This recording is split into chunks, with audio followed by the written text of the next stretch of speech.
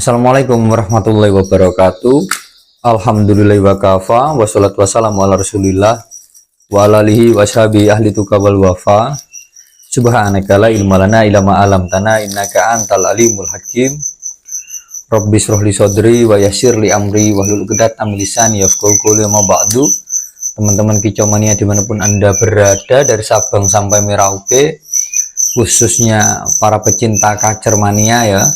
Salam hitam putih, salam dada hitam dari saya. Kita ketemu lagi bersama saya Bang Kinara, kali ini di channel Kinara Kacer Banyuwangi.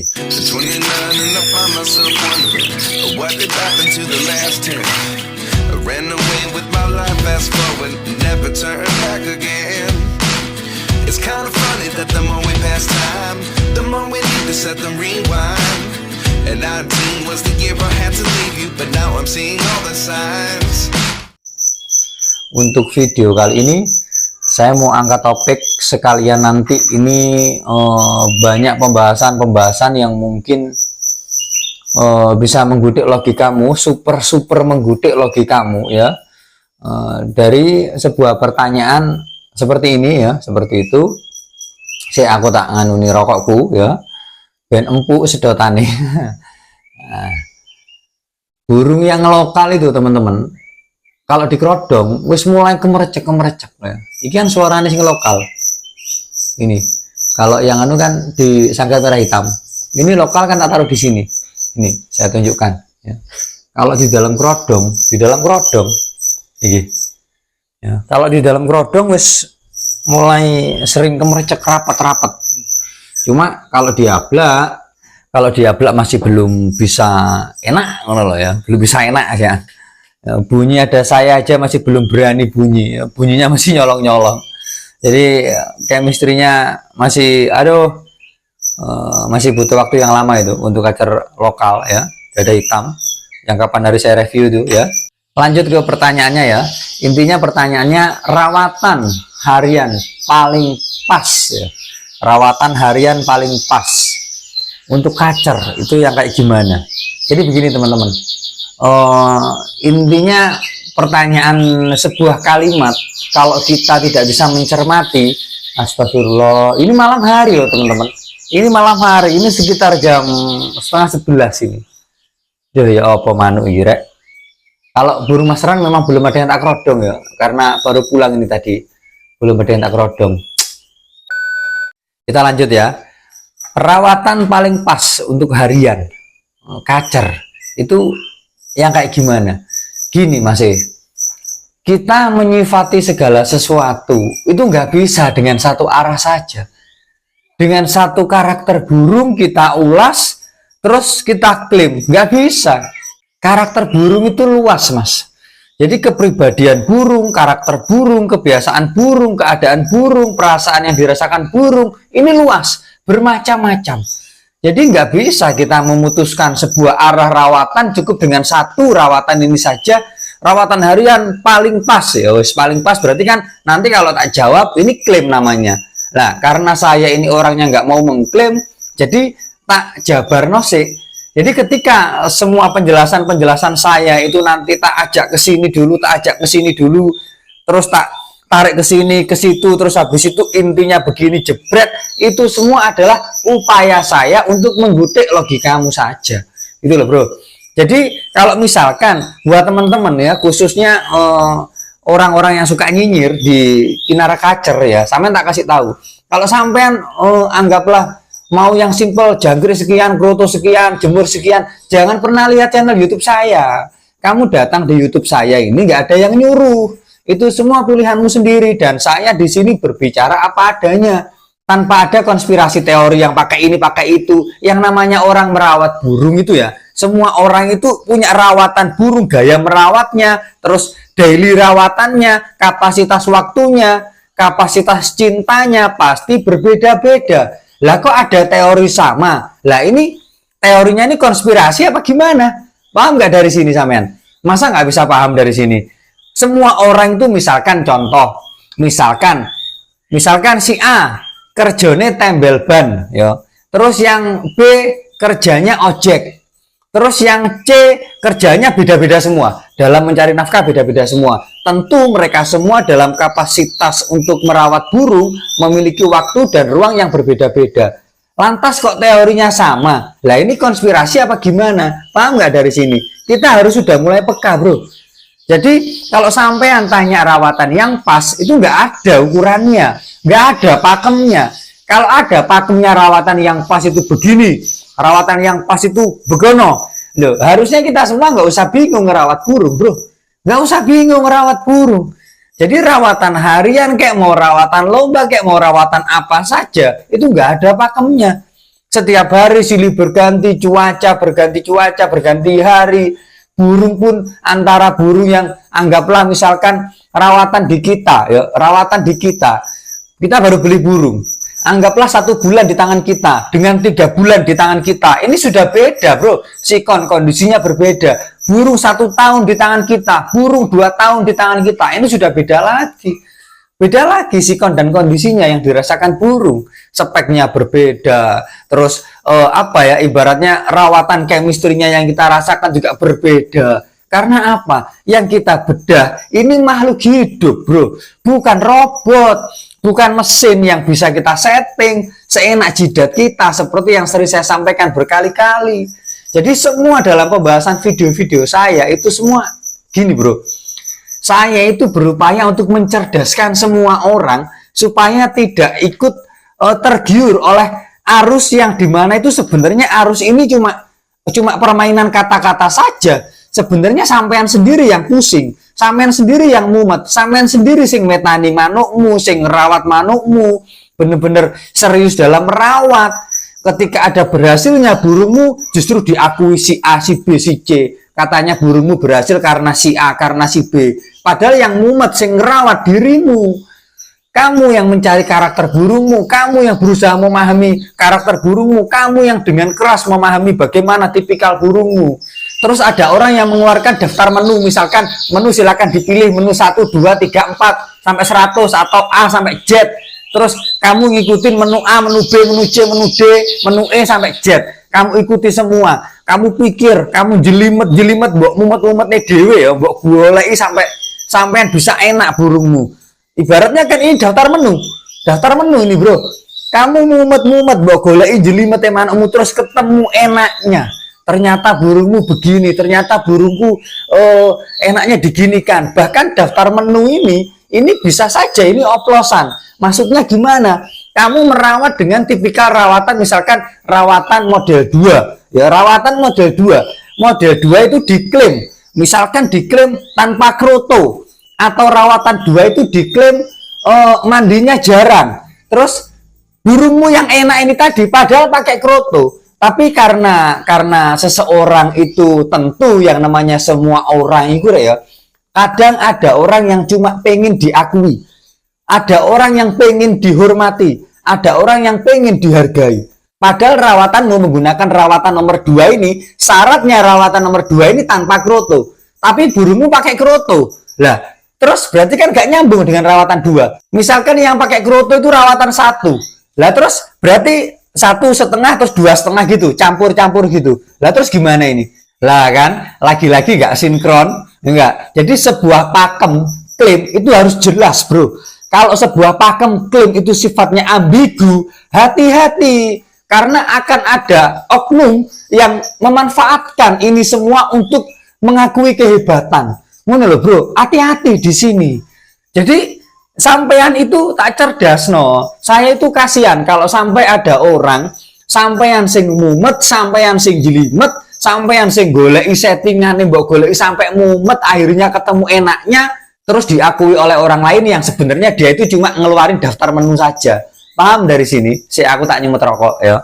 Ben mak jelek lek ngomong ngono lho. Iki tak ajak logika-logikaan sampean. Enggak ada rawatan yang pas dengan benar-benar pas, itu enggak ada. Semuanya fleksibel saja. Gitu loh. Yang namanya daftar menu itu kan acak banyak, bro. Misalkan ini ya contoh, ketika saya mengeluarkan statement, misalkan kan saya pernah sampaikan, orang yang suka mengklaim itu sudah pasti akan blunder dengan semua teorinya, pasti. Karena apa? Karena mengklaim. Sedangkan yang diklaim ini makhluk hidup, setiap hari, setiap ganti cuaca, setiap bulannya, setiap tahunnya, apa yang dia rasakan, kondisinya bagaimana, pasti berubah-ubah. Yang namanya hidup, kalau orang terlanjur mengklaim, tak jamin dia blunder, pasti blunder. Kalau seandainya saya mau mengeluarkan daftar menu, ya enak-enak aja, bisa-bisa aja. Cuman ini pembodohan. Kenapa saya bilang pembodohan? Akhirnya membuat orang itu mengunci mati. Pola pikirnya dikunci akhirnya. Misalkan saya mengeluarkan daftar menu. Satu, misalkan rawatan 1 dengan burung tanpa jemur. Oh, jemurnya seminggu sekali, mandinya sekian. Mandinya 3 hari sekali misalkan. Tanpa kroto misalkan. Oh, cuma jangkrik tok. Terus yang rawatan 2, mode rawatan 2 dengan jemur 2 hari sekali, terus mandinya sekian, EF-nya sekian. Misalkan daftar menu sampai banyak ini bro ya, sampai ada 10 bahkan 20 daftar menu rawatan. Kamu pilih yang mana? Burungmu dengan tipikal kan gini bro, orang itu harus ibaratnya kalau kita itu bicara dunia YouTube, sampean jangan pernah berpikir orang yang muncul di YouTube itu sudah pasti orang hebat. Enggak bro, enggak. Orang di YouTube itu hanya sebatas orang yang berani angkat bicara saja. Sebatas itu. Kalau berbicara realita, fakta nyatanya, ya tidak bisa diartikan begitu. Karena siapapun orang bisa kok bikin akun YouTube. Tukang ojek, kayak tukang becak, kayak tambal ban, kayak semuanya bisa bikin akun YouTube. Asalkan satu, modalnya berani berbicara, itu saja. Jadi jangan sampai sampean itu tergiur oleh sebuah tontonan YouTube yang dimana misalkan ini seseorang itu hanya sebatas mengeluarkan daftar menu, sampean sing mumet jelimet golei rawatane sing pas enak ini tadi seperti apa, terus ketika kamu berhasil menggunakan rawatan, misalkan rawatan 3 atau rawatan yang keempat atau mungkin rawatan 10 misalkan, terus yang mengeluarkan statement ini tadi si A, terus si A tadi mengaku-ngaku burungmu hebat bisa di titik itu karena si A ini tadi loh, ya apa? Kalau sampai seperti itu, padahal sing mumet sampean, kecuali bro ya, kecuali kamu dari burung bahan ombyoan, kamu dari burung bener-bener angka 0, kamu dipandu, bener-bener didikte rawatanmu secara detail keseluruhan, terus ada orang yang mengaku keberhasilanmu karena si A atau si B, ya mungkin masih masuk akal. Karena apa? Karena didikte dari 0 ya, bukan dari angka berapa atau di tengah seperti itu. Makanya kenapa tuh bro, saya sering sampaikan berkali-kali di YouTube, di TikTok, di Facebook. Misalkan saya dijapri orang, berterima kasih kepada saya, terus terima kasih Bang Kinara, saya sering nyimak YouTube sampean, burungku alhamdulillah juara gini-gini. Kenapa kok orangnya selalu tak kasih nasihat, selalu tak kasih saran, bahkan aku ngomong kadang rodok kasar, ibaratnya tak marahin lah. Ngapain kamu terima kasih sama saya? Burungmu bisa di titik itu ya karena kehebatanmu sendiri. Kamu sing mikir, kamu sing mumet, kamu sing jelimet, dan burungmu bisa di titik itu karena rezeki dari Allah. Karena di era zaman sekarang ini bro ya, jangankan berbicara burung yang tidak bisa bersaksi atas teori kita. Misalkan saya mengeluarkan teori dengan teori birahi sekian, emosi sekian, ketika burung ditanya, "Nok, Manuk, kamu birahi sekian, ini bener tak, Nok?" Burungnya gak jawab bro. Burungnya gak bisa membenarkan teorinya. Burungnya gak bisa bersaksi. Maka dari itu semua teori itu sifatnya prediksi.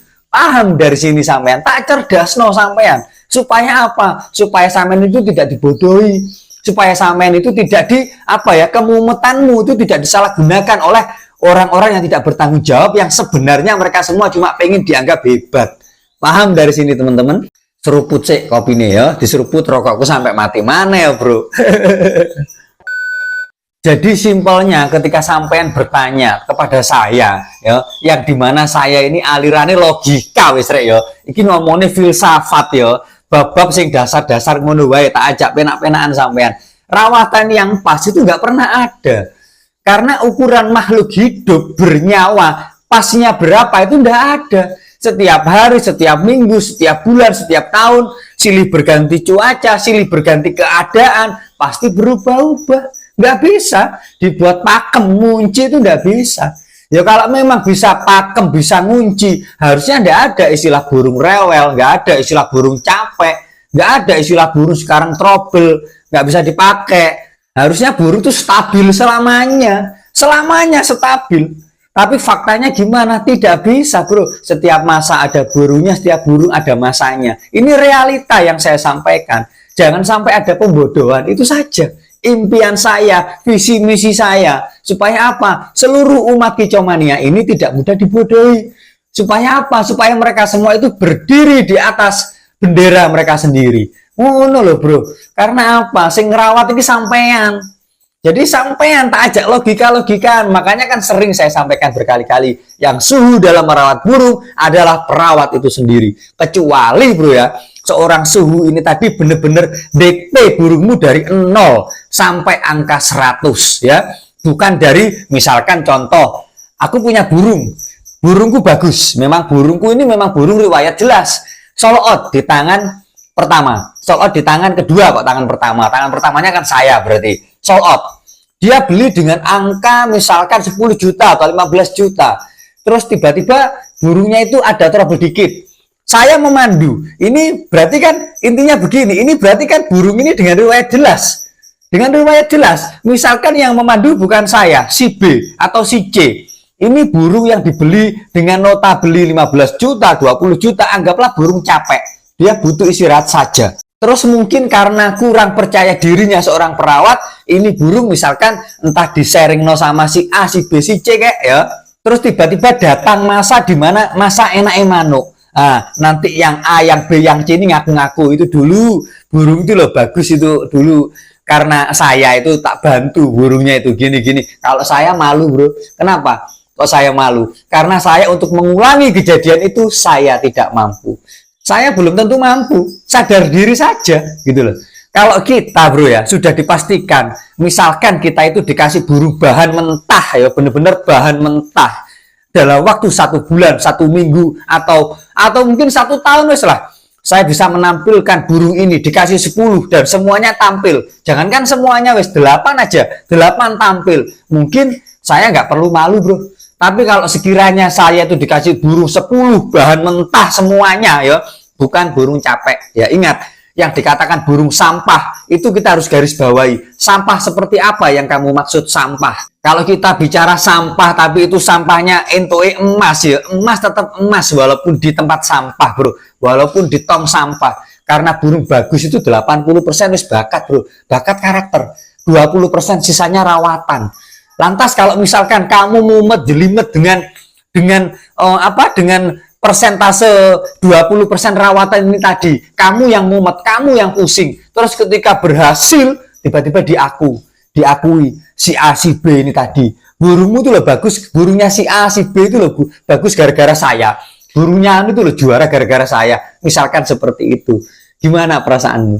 Paham nggak dari sini? Jadi konteksnya di sini, bedakan antara orang yang benar-benar berbicara, misalkan konteksnya itu berbagi rawatan, berbagi pemahaman, berbagi pengalaman, dan orang yang ingin dianggap guru, bedakan.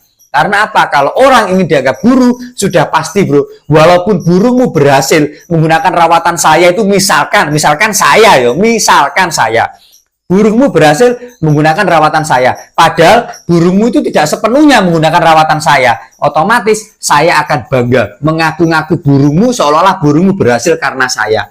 Ini misalkan, paham dari sini ya? Jadi kalau sampean bertanya tentang yang pas itu bagaimana, nggak pernah ada. Semuanya fleksibel. Justru kalau ketika sampean mencari yang pas inilah, nanti takutnya kamu ketemu sama orang yang modus, kamu ketemu sama orang yang memanfaatkan dirimu. Paham dari sini? Jadi jangan pernah mencari segala sesuatunya yang pas dari ukurannya makhluk hidup. Karena apa? Nggak ada pasnya. Makhluk hidup itu semuanya, semua yang bernyawa, semua yang memiliki ruh ya. Tumbuh-tumbuhan ya duwe ruh. Hewan ya duwe ruh. Manusia ya duwe ruh. Loh, ada kitabnya, bro. Ada rujukannya. Ada kitabnya, Ar-Ruh namanya kitabnya. Kitab Ar-Ruh. Saya punya. Kalau sampai Anda percaya, saya punya.